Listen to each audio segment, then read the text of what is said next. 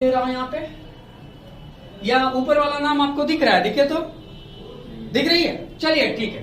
तो chemical control and coordination कैसे होती है? सबसे पहले ये आप समझिए कि आपकी जो बॉडी है एक बायोलॉजिकल मशीन है, और इस बायोलॉजिकल मशीन को अलग अलग तरह के काम को करने के लिए बहुत ही ज्यादा कोऑर्डिनेशन की आवश्यकता पड़ती है। यानी कि एक बॉडी के हिस्से को दूसरे बॉडी के हिस्से के साथ मिलकर आपस में वर्कआउट करना पड़ता है। अगर कोई व्यक्ति चाहता है कि उसका बॉडी प्रॉपर वे में वर्क करे, तो उसके शरीर के अंदर जो इसेंशियल केमिकल्स हैं उसका फॉर्मेशन होना, उनका सही तरीके से रेगुलेशंस होना, एक दूसरे के साथ कोऑर्डिनेट करना अति आवश्यक हो जाएगा। अगर आपके बॉडी में ये सारी चीजें नहीं हो रही है तो आपका जो बॉडी है वो प्रॉपर वे में काम नहीं करेगा। तो सर जी आखिर ये हार्मोन है क्या? तो लीजिए, ये है आपका हार्मोन। ऐसे आम भाषा में कहा जाता है कि biological compound which help in the control and coordination, है ना? क्या बोलते हैं इसको बेटा? Biological compound which helps in control and coordination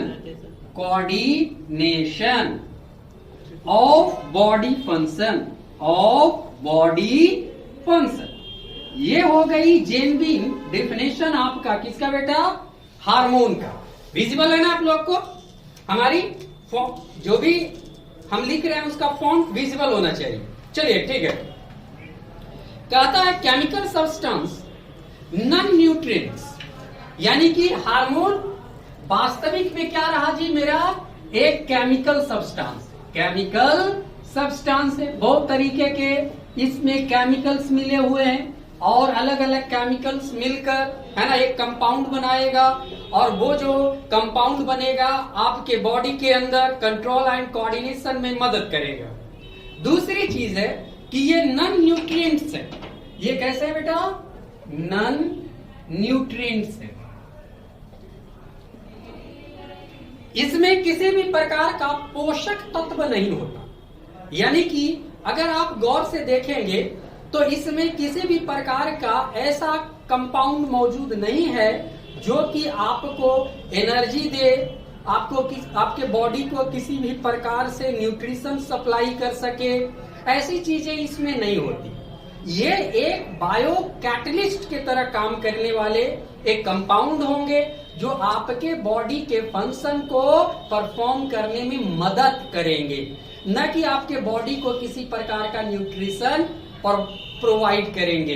तो ये दोनों ही टर्म आपका क्लियर हो गया भाई कि हार्मोन जो भी होगा एक ऐसा बायोकेमिकल कंपाउंड होगा, नॉन न्यूट्रिशनल कंपाउंड होगा, और इसका एक फंक्शन होता है इंटरसेलुलर मैसेंजर। ये होता है, ये कैसा वर्क करता है बेटा? तो इंटरसेलुलर मैसेंजर के तरह काम करेगा जी, है ना? यानी कि सेल के बीच में मैसेज पहुंचाने का काम करेगा। दो या दो से अधिक जो जितने भी सेल्स हैं, ग्रुप ऑफ सेल्स हैं, उसके बीच में ये मैसेज का आदान और प्रदान करेगा। उसके साथ साथ अगर आप इसको देखें तो किसी के भी बॉडी में ये जो हार्मोन्स होते हैं लार्ज अमाउंट में नहीं बनते।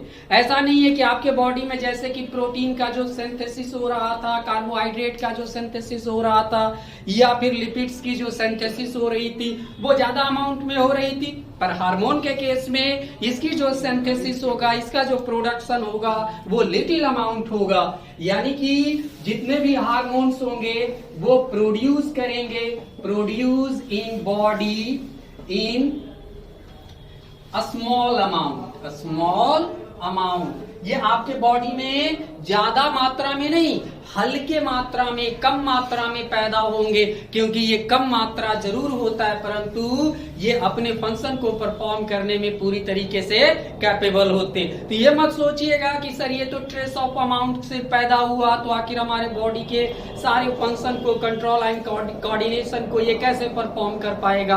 भाई बहुत सारी ऐसी चीजें हैं जो कम अमाउंट में भी, है ना, जो काम उसको करना है वो बेहतर तरीके से कर लेता है। तो हार्मोन भी उसी से, है ना, सीरीज में आ जाती है भाई, उसी श्रृंखला में आ जाती है भाई, कि होता तो बहुत कम अमाउंट में आपके बॉडी में प्रोड्यूस, परंतु ये कैपेबल होता है आपके बॉडी के सारे बायोलॉजिकल फंक्शन को परफॉर्म करने में।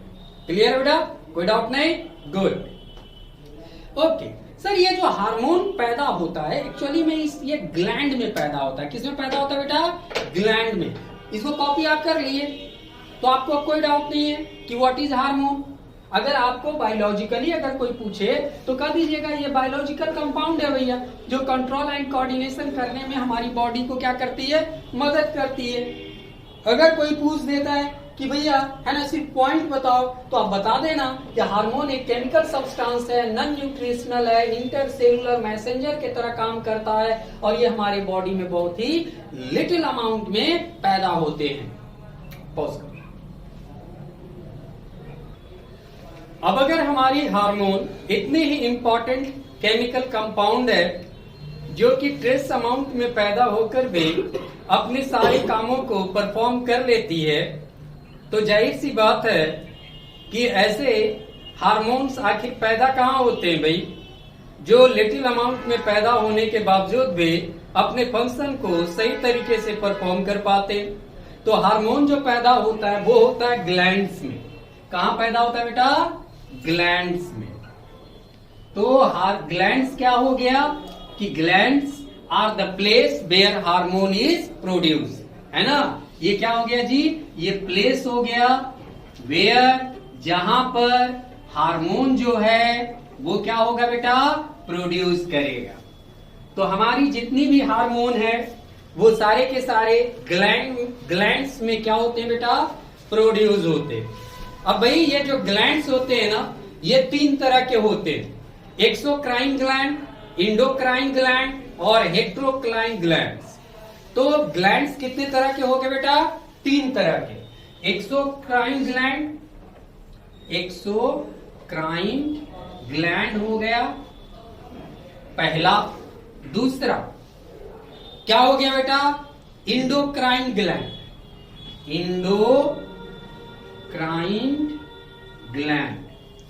दिख रहा है ना फॉन्ट। और तीसरा आपका हो गया हेट्रोक्राइन ग्लैंड,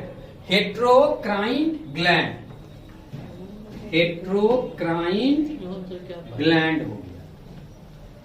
यानी कि ग्लैंड्स आपके कितने तरह के हो गए? 3 तरह के। एक्सोक्राइन ग्लैंड, इंडोक्राइन ग्लैंड और हेट्रोक्राइन ग्लैंड। अब सबसे बड़ी बात है कि सर मान लिया जाए ग्लैंड्स में हार्मोन पैदा होता है। हार्मोन 3 तरह के अलग अलग ग्लैंड्स में पैदा होता है। एक्सोक्राइन ग्लैंड में भी हार्मोन पैदा होता है, इंडोक्राइन ग्लैंड में भी हार्मोन पैदा होता है और हेट्रोक्राइन ग्लैंड में भी हार्मोन पैदा होता है। तो आखिर इस एक्सोक्राइन में आखिर मौजूद क्या है? तो एक छोटा सा पाउच मौजूद है ना। एक्सोक्राइन ग्लैंड में एक क्या है बेटा? पाउच मौजूद है। ठीक है, एक छोटी सी पॉकेट जैसी, है ना, स्ट्रक्चर मौजूद है जिसको डक्ट कहा जाता है। क्या कहा जाता है बेटा? डक्ट कहा जाता है। उस डक्ट में क्या होता है जी? एक्सोक्राइन ग्लैंड अपने हार्मोन को क्या करती है? प्रोड्यूस करती है। ठीक है, वहीं पे अगर आप इंडोक्राइन ग्लैंड को देखो, यह है ना इंडोक्राइन ग्लैंड, इसमें ये पाउच एब्सेंट रहता है। ये जो पाउच क्या है बेटा? यानी डक्ट जो है वो क्या है बेटा? एब्सेंट रहता है। यानी कि इसमें आपको डक्ट देखने को नहीं मिलेगा, इसीलिए इसको डक्टलेस भी कहा जाता है। क्या कहा जाता है? डक्टलेस ग्लैंड कहते हैं, है ना। और एक्सोक्राइन में तो देखो पाउच मौजूद है ना बेटा, और डक्ट में आपके हार्मोन का सेक्रीशन हो रहा है, इसीलिए इसको डक्ट ग्लैंड भी कहा जाता है। क्या कहा जाता है बेटा? डक्ट ग्लैंड भी कहा जाता है। एक ऐसा ग्लैंड जिसमें डक्ट मौजूद हो।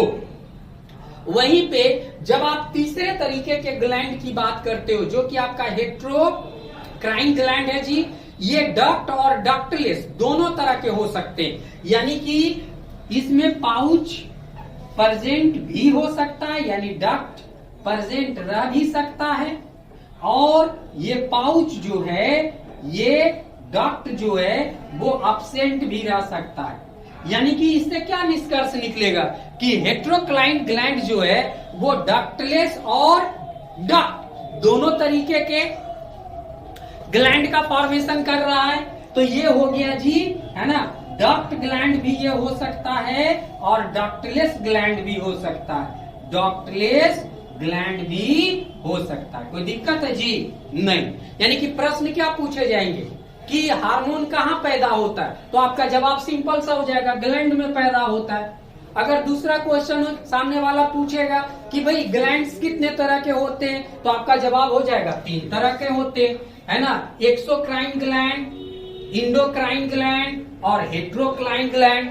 आपसे पूछ सकता है कि बताइए कि कौन से ग्लैंड, है ना, डक्टलेस होते हैं, तो आपका जवाब होगा इंडोक्राइन ग्लैंड डक्टलेस होता है। आपसे पूछेगा कौन सा ग्लैंड, है ना, डक्ट होता है ना, तो आपका जवाब होगा, है ना, एक्सोक्राइन ग्लैंड और हेट्रोक्राइन ग्लैंड। एक्सोक्राइन ग्लैंड तो डक्ट होगा ही होगा, हेट्रोक्राइन ग्लैंड में डक्ट हो भी सकता है और नहीं भी हो सकता है, तो इसका हम लोग जवाब दे देंगे। क्लियर है? 3 तरह का प्रश्न पूछा, तीनों दे दिए। हार्मोन कहाँ पैदा होगा, डक्ट ग्लैंड कितने प्रकार के होते हैं, कौन कौन सा ग्लैंड जो है वो डक्टलेस है, कौन कौन सा ग्लैंड जो है वो डक्ट वाली होती है। क्लियर? बस इतना सा प्रश्न है। मुझे लगता है कि अगर इस पॉइंट पर से कोई भी क्वेश्चन आपसे पूछी जाएगी तो बहुत आसानी से आप जवाब दे दोगे, है ना। तो रटने की जरूरत नहीं है, आपको क्या करनी है भाई, कंसेप्ट को समझना है। तो पहले आपने क्या समझा था, हार्मोन क्या होता है। दूसरा पे आपने क्या समझा, हार्मोन कहाँ पैदा होता है। हार्मोन कहाँ पैदा हुआ, ग्लैंड में पैदा हुआ। ग्लैंड कितने तरह के हुए, 3 तरह के हुए। ग्लैंड 3 तरह के कौन से बेसिस पर हुए कि भाई वो जो है वो डक्ट वाली है या डक्टलेस वाली है। अब सबसे, है ना, बड़ी बात ये भी यहां से निकल सकती है कि हमारे बॉडी में कौन कौन से एक्सोक्राइन ग्लैंड हैं, यह पूछ सकता है। तो इसके लिए आप प्रिपेयर हो जाइए। तो आपके शरीर में एक्सोक्राइन ग्लैंड जो है वो है कॉपर्स ग्लैंड। कौन से हैं बेटा, कॉपर्स ग्लैंड। यहाँ पर दिख रही है आपको, तो यहाँ पर लिख दीजिए कॉपर्स ग्लैंड जो होता है वो किस में आता है जी, एक्सोक्राइन ग्लैंड में आता है। यानी कि जो कॉपर्स ग्लैंड होंगे उसमें पाउच होगा, पाउच के अंदर हार्मोन बनेगा जी, कोई डाउट नहीं। गुड। ये एक और भी है जी जो बड़ा इंपॉर्टेंट है, वो है आपका मेमेरी ग्लैंड। तो लिख दीजिए भैया कि, है ना, एक्सोक्राइन में एक और एग्जांपल आता है मेमेरी ग्लैंड, जिसमें दूध बनती है ना जी। ये भी क्या होता है, डक्ट वाली ग्लैंड है। कौन सी ग्लैंड है बेटा, डक्ट वाली ग्लैंड है। और आपके पास जितने भी ऑयल ग्लैंड्स होते हैं, है ना जी, आपका अभी सर्दी का मौसम है, चेहरा ड्राई हो रहा है, बॉडी अपने तरफ से ऑयल को सेक्रीट कर रही है ताकि मॉइस्चर को बनाई रखे। तो ये मॉइस्चर जो बनी रहेगी आखिर कहीं ना कहीं तो ग्लैंड में पैदा हो रहा है। तो किस ग्लैंड में पैदा हो रहा है भाई, तो ऑयल ग्लैंड में पैदा हो रहा है, जिसको सीबेसियस ग्लैंड भी बोला जाता है ना। तो ये ऑयल ग्लैंड भी आपका क्या हो गया भैया, है ना, एक्सोक्राइन ग्लैंड के अंतर्गत आ गई। और कौन सी आती है जी, स्वीट ग्लैंड। आपके शरीर में पसीना निकलता है ना जी, जब हम और आप कोई फिजिकल काम करते हैं तो पसीने से तरबतर हो जाते हैं। तो आखिर ये पसीना कहाँ से निकल रहा है भैया, तो ग्लैंड से निकल रहा है। किस तरह के ग्लैंड से निकल रहा है भैया, डक्ट वाली ग्लैंड से निकल रही है। डक्ट वाली ग्लैंड हमारी कौन होती है भैया, एक्सोक्राइन ग्लैंड हमारी डक्ट वाली होती है। तो इसमें भी इसको लिखा जाइए, है ना, कि स्वीट ग्लैंड जितने भी हैं वो सब के सब क्या किस में आते हैं, एक्सोक्राइन ग्लैंड में आते हैं। है ना।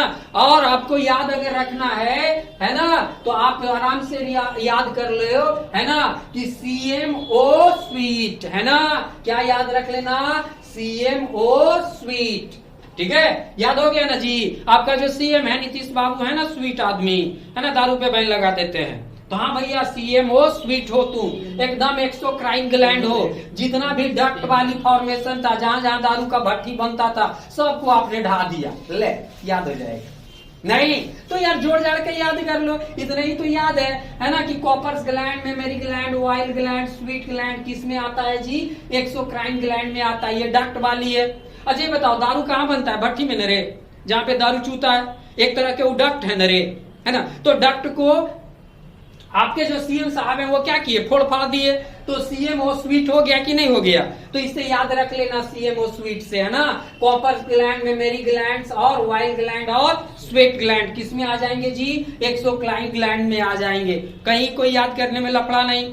अब दूसरी बात आ जाएगी, सर जी कौन कौन सा हमारे अंदर जो ग्लैंड है वो इंडोक्राइन ग्लैंड के तौर पे आता है, जिसमें डक्ट नहीं होता, है ना जी। तो इसमें से आपको आ जाएगा हाइपोथैलेमस ग्लैंड, कौन सा आ जाएगा बेटा, hypothalamus gland, best example. Endocrine gland का क्या हो गया, हाइपोथैलेमस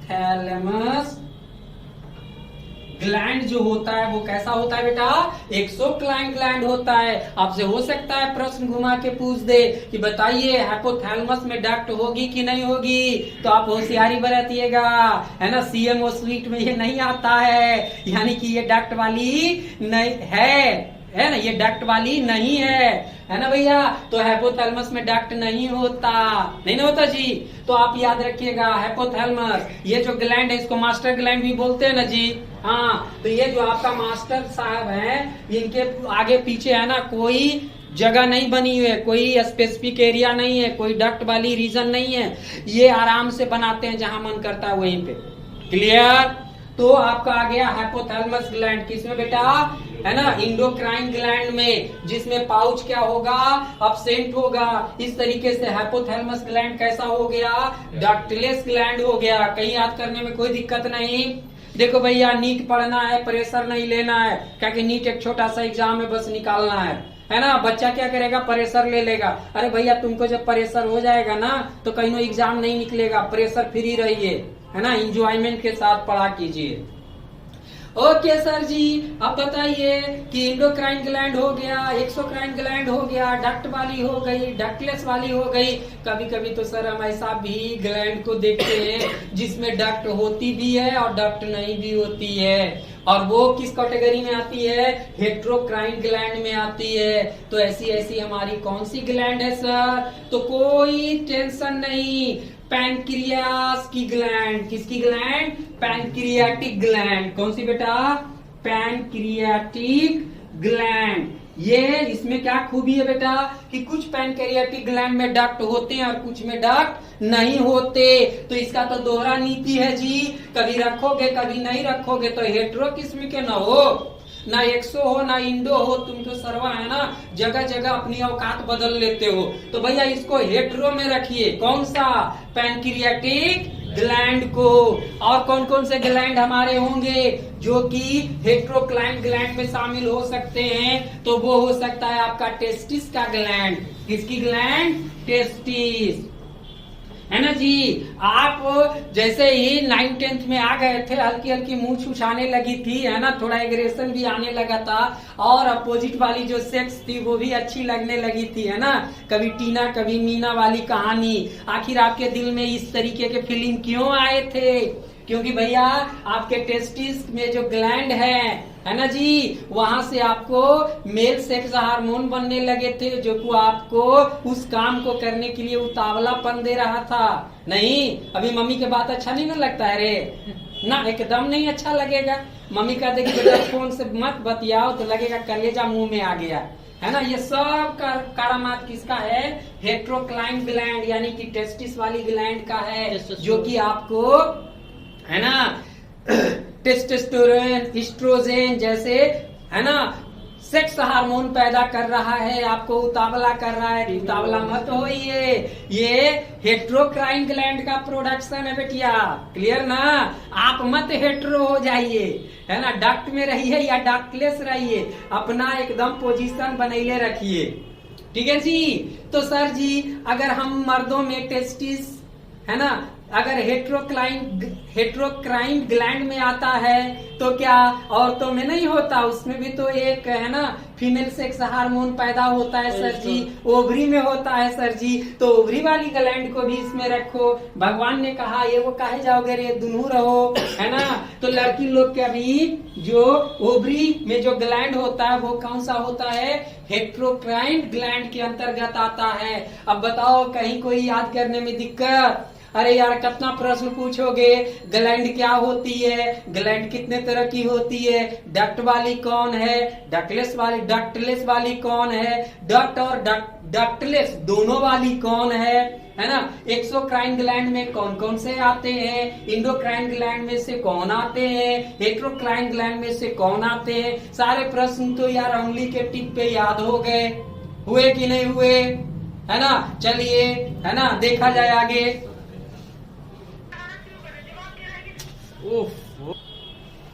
अगर हम टाइप ऑफ हार्मोन की बात करें, सर जी हमारे बॉडी में कितने तरह के हार्मोन पैदा होते हैं? अभी आपने कितने तरह के ग्लैंड्स पढ़े, तो वहां पे endocrine gland, exocrine gland, heterocrine gland पढ़े।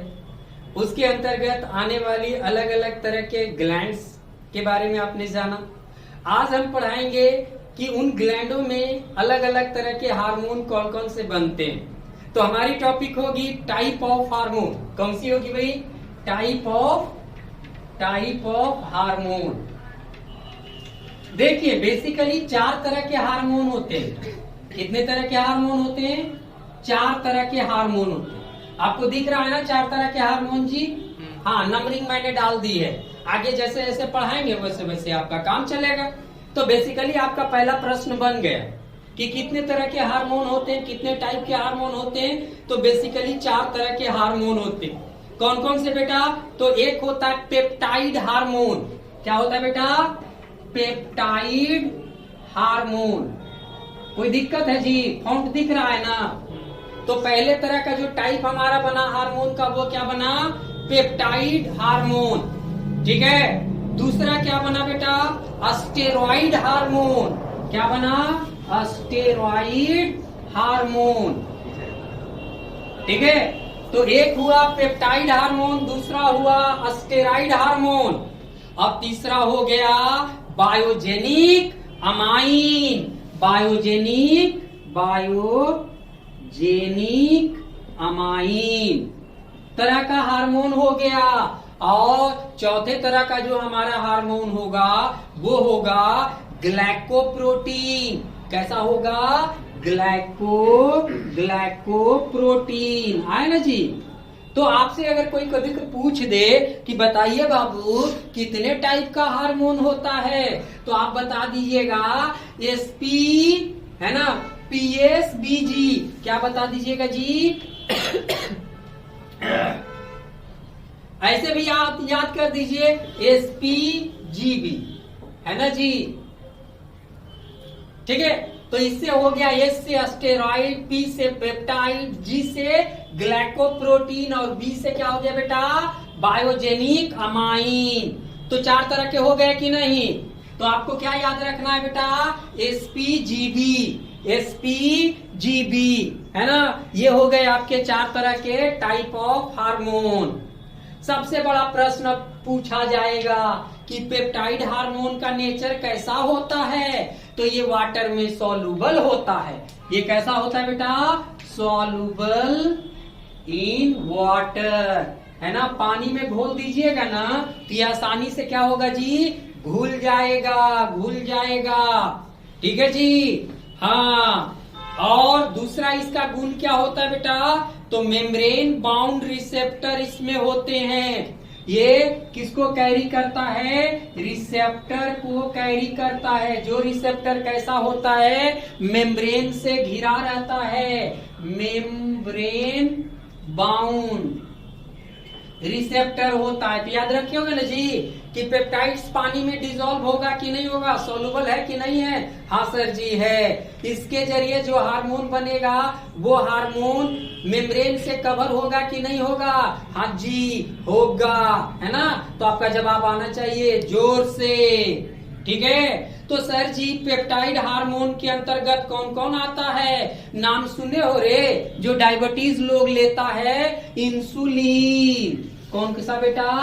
इंसुलिन, ठीक है। इंसुलिन हार्मोन जो होता है बेटा वो किस कैटेगरी में आता है? पेप्टाइड्स हार्मोन में आता है। पानी में डिजोल्व हो जाता है, मेम्ब्रेन बाउंडेड बॉडी होती है। और एक नाम सुने हो जी ऑक्सीटॉक्सिन का? नहीं सुना है? जो गैया भैंसिया को देता है ऑक्सीटॉक्सिन का, है ना। ये दूध निकालने के लिए राई जी लोग मार देते हैं ना गाय को, है ना। वास्तविक में ये वाला हार्मोन बना था डिलीवरी को, है ना, फास्ट करने के लिए, महिला जल्दी से बच्चे को जन्म दे दे इसलिए बना था। परंतु कुछ दुराचारी लोग भी इस दुनिया में है, हमारे राज बाबू जैसा, है ना। मान लिया जाए कल राज जो है गलत काम करने लगे, है ना, लड़की बड़की का, है ना, एक्सपोर्ट करने लगे, तो ये क्या करेगा? छोटी छोटी लड़कियों को, है ना, ऑक्सीटॉक्सिन का ही इंजेक्शन देगा, जिसके जरिए उसकी उम्र तो बहुत कम होगी पर बहुत तेजी से वो जवान हो सकते हैं, है ना। तो जितना भी गलत धंधा होता है, कोठे वाला जो धंधा होता है, प्रोस्टिट्यूशन का जो धंधा होता है, वहां पर जो गलत तरीके से जो लड़कियों को फंसा के ले जाते हैं उसको इसी तरीके का इंजेक्शन देके बहुत जल्दी से, है ना, सेक्स पर्पस के लिए तैयार किया जाता है, घिनौना काम करवाया जाता है। क्लियर? अच्छी बात है। तो पेप्टाइड्स हार्मोन में दो हार्मोन हमारे इंपॉर्टेंट आ गए, इंसुलिन और ऑक्सीटॉक्सिन। और एक हार्मोन और भी है जी, रिलैक्सिन। कौन सा बेटा? रिलैक्सिन। रिलैक्सिन भी हमारे पेप्टाइड्स हार्मोन में आते हैं। रिलैक्सिन का नाम सुने हैं जी? जैसे ही डिलीवरी होने लगता है, लेबर पेन होने लगता है, तो उस समय यही रिलैक्सिन पैदा होता है, जिसके कारण औरतें उस दर्द को झेलने की क्षमता पाती है। क्लियर है? चलिए, तो आपको हमेशा याद रखना है किस चीज को, कि पेप्टाइड हार्मोन कैसा होता है? तो वाटर में सोलुबल होता है, मेम्ब्रेन बाउंडेड होता है ना। और मेन कौन सा पेप्टाइड ग्लैंड में आ जाता है? तो इंसुलिन, ऑक्सीटॉक्सिन और रिलैक्सिन। नहीं जी, है ना। सब जो इन वाला है मेन, ये इन वाला कहाँ घुसेगा? पेप्टाइड में घुसेगा। तो इन लगा देना लास्ट में और पेप्टाइड में ले जाके क्या करना बेटा? घुसा देना। पर ऐसा जरूरी नहीं है, बहुत सारा ऐसा भी इन आ जाएगा जो नहीं घुसेगा। तो बस याद रखने पर मैंने कहा, है ना, इंसुलिन, ऑक्सीटॉक्सिन और रिलैक्सिन, ये तीन मेन हमारे पेप्टाइड्स हार्मोन के अंतर्गत आएंगे। तो दूसरा कौन हो गया बेटा? स्टेरॉइड्स हार्मोन हो गया। तो स्टेरॉइड्स हार्मोन कहाँ से निकलते हैं? कोलेस्ट्रॉल से डेराइव होते हैं। ये किससे डेराइव होता है, किससे बनता है? तो डेराइव्ड फ्रॉम कोलेस्ट्रॉल। ये किससे बनते हैं बेटा? कोलेस्ट्रॉल से बनती है। और ये वाटर में इनसॉल्युबल होता है, पानी में ये हार्मोन नहीं घुलेगा। कैसा होता है ना, तो इनसॉल्युबल इन वाटर, है ना, वाटर में ये घुलती नहीं है। पेप्टाइड्स घुल गई थी ना जी, ये नहीं घुलेगा। और ये बनता भी किससे है? कोलेस्ट्रॉल से डेराइव होता है, यानी कोलेस्ट्रॉल जब टूटती है तब जाके आपका स्टेरॉइड्स हार्मोन का सेक्रीशन होता है। ठीक है। और ये डायरेक्ट मैसेज को नहीं ले जा सकती, दे नीड्स अ सेकेंड मैसेंजर। मतलब इस हार्मोन को, अभी मैंने बताया ना कि हार्मोन एक मैसेंजर के तरह काम करती है, तो ये डायरेक्ट एज ए मैसेंजर काम नहीं करेगी, इसको सेकेंड मैसेंजर की आवश्यकता पड़ती है ना। तो it needs second messenger for their transfer of message. Clear ना भाई? कोई दिक्कत नहीं ना जी? और इसके पास इंट्रासेलुलर रिसेप्टर्स होते हैं। इसके पास क्या होता है बेटा? इंट्रासेलुलर रिसेप्टर पाया जाता है। लो भैया एकदम कंठस्थ यार। स्टेरॉइड्स हार्मोन कैसा है? कोलेस्ट्रॉल से निकाला जाता है, पानी में घुलता है? नहीं घुलता है। और ये डायरेक्ट मैसेज को ट्रांसफर कर सकता है? नहीं कर सकता है। इसको सेकंड मैसेंजर की आवश्यकता है। और ये इंट्रासेलुलर रिसेप्टर को कैरी करता है। क्लियर ना? एकदम हाथ पे याद हो गए, उंगली के टिप पे, कोई दिक्कत नहीं बेटा। अब सबसे बड़ी बात, सर इसमें कौन कौन से बागड़ बिल्ले आएंगे, कौन कौन से हार्मोन हमारे स्टेरॉइड्स हार्मोन के कैटेगरी में आते हैं, है ना? तो कौन कौन सा? मेल सेक्स हार्मोन वाला टेस्टोस्टेरोन, है ना जी? कौन आ जाएगा? टेस्टोस्टेरोन। और कौन सा आ जाएगा बेटा? ये ईस्ट्रोजेन आ जाएगा। कौन आ जाएगा? ईस्ट्रोजेन आ जाएगा।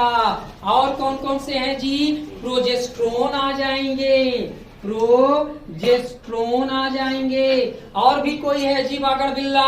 हाँ सर, एंड्रोजेन और, है ना, कॉर्टिसोल। तो पहले एंड्रोजेन लिख लो, गड़बड़ा नहीं जाना। एंड्रोजेन हार्मोन भी आपका किस में आता है? स्टेरॉइड्स में आता है। और कॉर्टिसोल, है ना जी? तो यहाँ पर लिख देता हूँ कॉर्टिसोल। देखो तो पढ़ने में कोई दिक्कत नहीं ना होगा जी।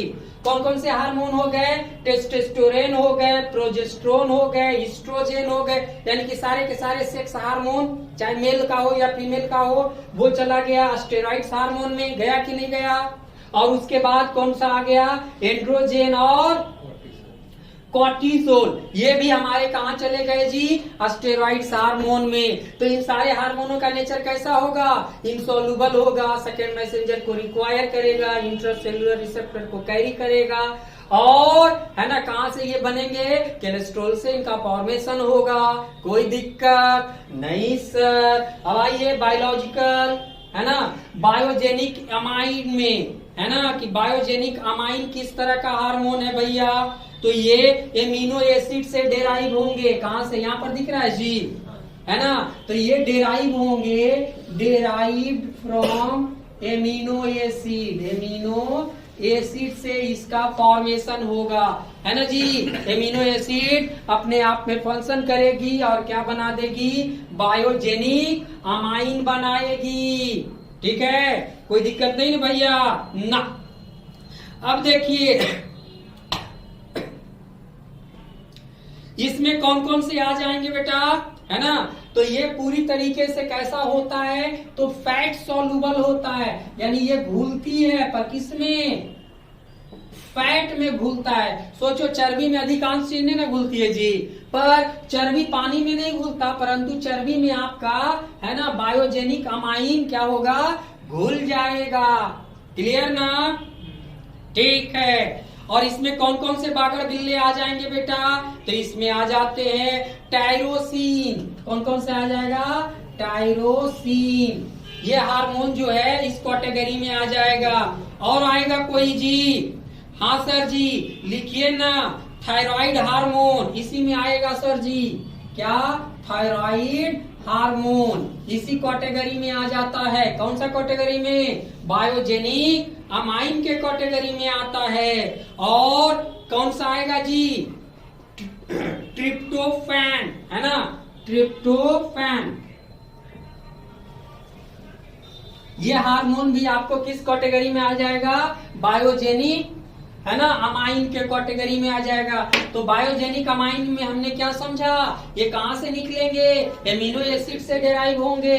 किसमें सॉल्युबल होता है? फैट में सॉल्युबल होता है। कौन कौन सा इसमें आ गया जी? है ना, तो टायरोसिन, थायराइड हार्मोन और ट्रिप्टोफैन आ गया। ये सारे के सारे हार्मोन हमारे किस में आ जाएंगे? बायोजेनिक अमाइन के कैटेगरी में आ जाएंगे। तो लास्ट में कई गो न बचा रे, है ना, तो उसको भी लिख दो, है ना, ग्लाइकोप्रोटीन यहाँ पर। ठीक है, तो ग्लाइकोप्रोटीन एक्चुअली में कैसा हार्मोन है? तो ये कार्बोहाइड्रेट और प्रोटीन से मिलके बनता है। कैसे बनता है? तो form by the collaboration of किसका बेटा?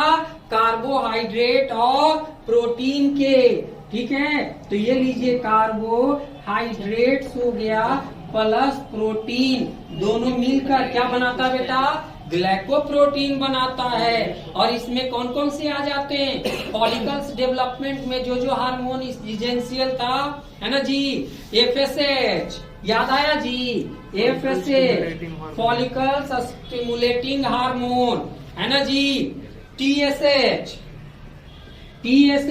एलएच, है ना, ल्यूटिकन हार्मोन, ये सारे के सारे ऐसे हार्मोन हैं जो कार्बोहाइड्रेट और प्रोटीन के मेल से बनते हैं। कोई दिक्कत है इसमें? नहीं सर। तो आपसे कैसा प्रश्न पूछेगा कि बताइए जी हार्मोन कितने टाइप के होते हैं, तो 4 टाइप के होते हैं। कौन कौन सा जी, तो पीएसजीबी, है ना, यहाँ पर कौन कौन सा नाम आ गया, स्टेरॉइड्स हार्मोन, पेप्टाइड्स हार्मोन और ग्लाइकोप्रोटीन हार्मोन, और कौन आ गया बेटा, बी बोले तो बायोजेनिक अमाइन।